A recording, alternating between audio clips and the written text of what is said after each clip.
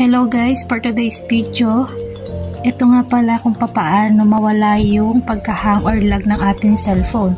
Punta lang kayo sa settings, i-search nyo dyan yung developer option para makita nyo. Or dito naman, kung meron kayong system, punta lang kayo dito at makikita nyo na yung developer option. At scroll up nyo lang siya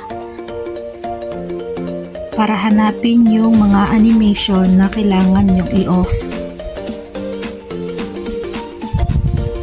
Yan, katulad nito, nakikita nyo ba tong window animation scale at transition animation scale, animator duration scale?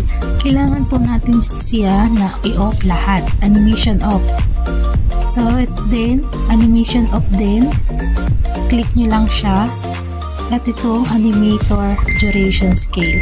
Yan, yun lang po kadali mawala yung ating pagkalag ng cellphone. So yun guys, thank you for watching.